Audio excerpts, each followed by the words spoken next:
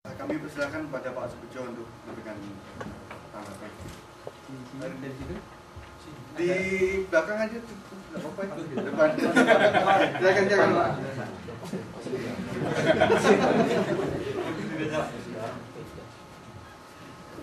Terima kasih Bapak Carang, kemudian Pak Sartono, Pak Finalgun, dan Pak Iskandar ini dari Simpai. Kalau orang Jepang mengatakan para senior itu dari Simpai, Pak. Dari Bapak-Bapak itu dari Simpai saya. Saya ada catatan sedikit, menarik sekali, tapi saya bukan orang ekonomi, jadi mungkin apa yang saya bicarakan nanti tidak sangat persis seperti kebijakan ekonomi makro, fiskal, dan lain sebagainya, Pak. Saya orang pertanian, jadi mungkin beberapa hal akan lebih banyak dilihat dari segi mikro, terutama pertanian. Saya sebenarnya sudah menyiapkan hanya 50 kopi tentang catatan kecil, tapi sebenarnya sudah saya publish di web. Saya khusus menulis bagaimana menyambut program 100 hari di Jakarta Pos dan Suara Pembaruan, terutama bidang pertanian. Kalau tadi bapak-bapak seperti sudah kita lihat, nampaknya happy-happy saja ekonomi Indonesia, tapi saya justru karena sebagai mahasiswa kadang-kadang agak pesimis.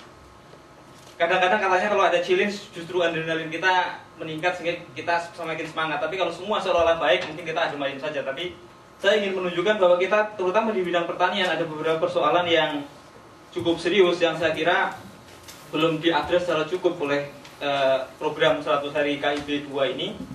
Sehingga mungkin nanti menjadi masukan-masukan bagi kita bagaimana supaya kita lebih serius menggarap pertanian ini.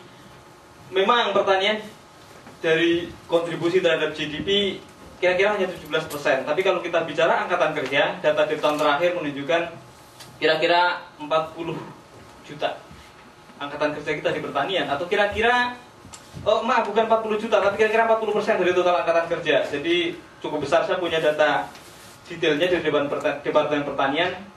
Kalau kira-kira satu keluarga petani isinya 4, kira-kira 10 juta petani lah. Makanya nanti saya juga akan confirm ke Pak Sartono kalau ada food estate di Merauke, kira-kira ini yang akan diuntungkan siapa, Pak? Kalau hanya segelintir pengusaha, 10 pengusaha, 20 pengusaha, 100 pengusaha, lalu kita akan bicara apa dengan 10 juta keluarga petani ini, Pak? Ini persoalan serius saya kira. Next. Iya, saya lihat ini data dari web resminya Lintan. Memang tidak secara resmi dikatakan ini program 100 hari, tapi di situ Menteri dalam rapat kerja dengan jajarannya mengungkapkan bahwa kira-kira program pertanian dan perdesaan ke depan kira-kira begitu. Sangat menarik, sangat bagus, sangat filosofis, kemandirian pangan, nilai tambah, ekspor, dan kesejahteraan. Kemudian itu didetailkan lagi dalam 7 gemar revitalisasi, lebih spesifik lagi dalam 10 program prioritas. Ada beberapa hal yang cukup menarik, terutama misalnya dalam hal lahan, sangat penting. Kita tidak akan bisa bicara kesejahteraan kalau akses lahan tidak cukup. Bagaimana mungkin orang bisa memproduksi kalau landless tidak punya tanah?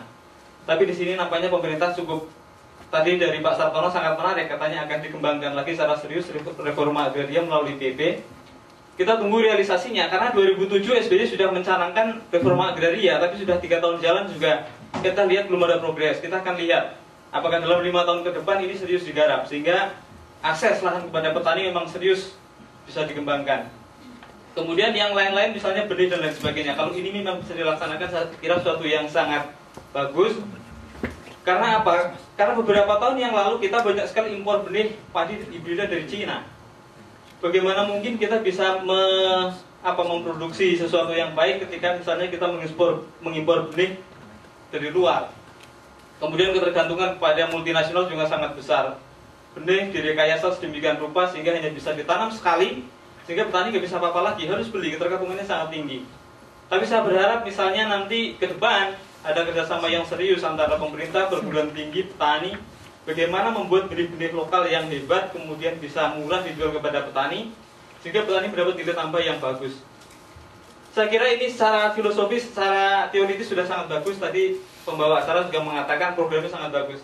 Tinggal di implementasinya bagaimana, saya kira begitu. Next ini yang terakhir. Karena hanya 10 menit, nanti mungkin ada beberapa satu. Bukan yang terakhir. Maaf, kalau kita lihat dari programnya bidang pertanian dan perdesaan, kita mungkin akan lihat skema ini. Ada saling keterkaitan. Saya melihat selama ini fokus kita di ini, produksi.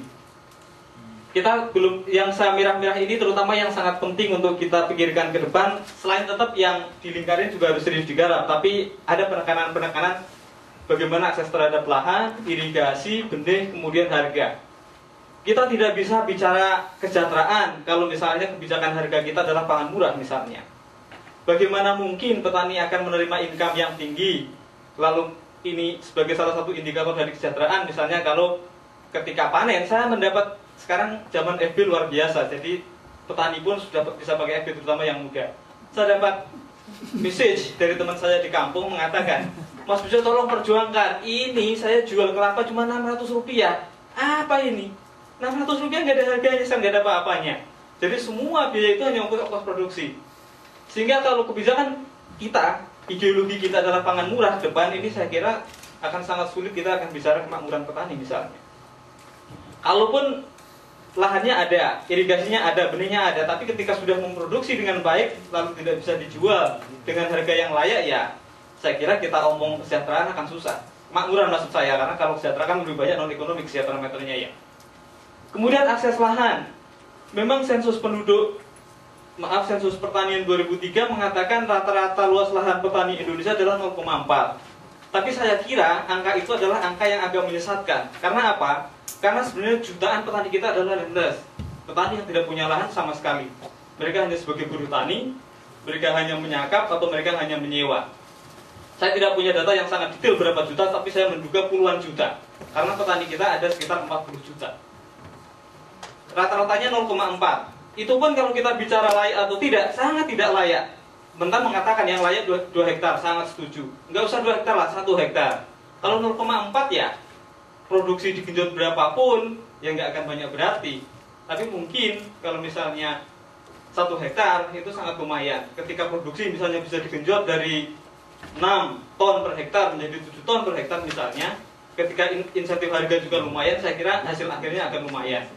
Ini yang sangat serius. Jadi akses terhadap lahan itu memang menjadi persoalan yang masih sangat serius. Meskipun sudah ada undang-undangnya ya, tahun 64 saya kira sudah ada undang-undang agraria UUPA. Tapi juga pelaksanaannya sangat susah. Kira-kira waktu itu hanya 200.000 hektar kalau tidak salah catat berhasil didistribusi.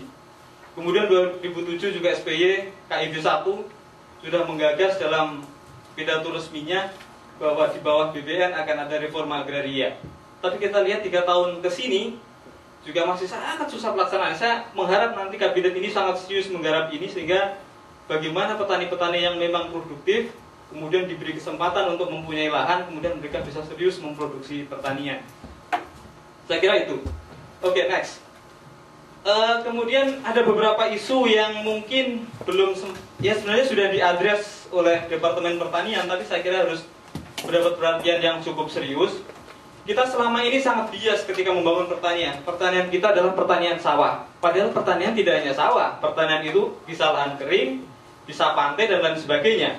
Tapi kita selalu sejak revolusi hijau yang kita dengung-dengungkan, kita garap sangat serius dengan gelontoran subsidi dan lain sebagainya adalah sawah. Itu hanya 12 juta hektar, kecil. Mengapa kita tidak serius menggarap yang 30 juta hektar lahan kering misalnya?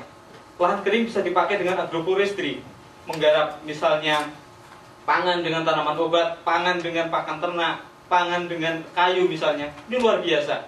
Tapi pembangunan pertanian kita adalah bias sawah. Bukan berarti sawah tidak penting, karena kita makan beras. Sawah tetap penting, tapi mengapa kita tidak mulai bergeser untuk melirik potensi yang sangat besar lahan kering? Kemudian itu tadi saya sudah singgung tentang reformasi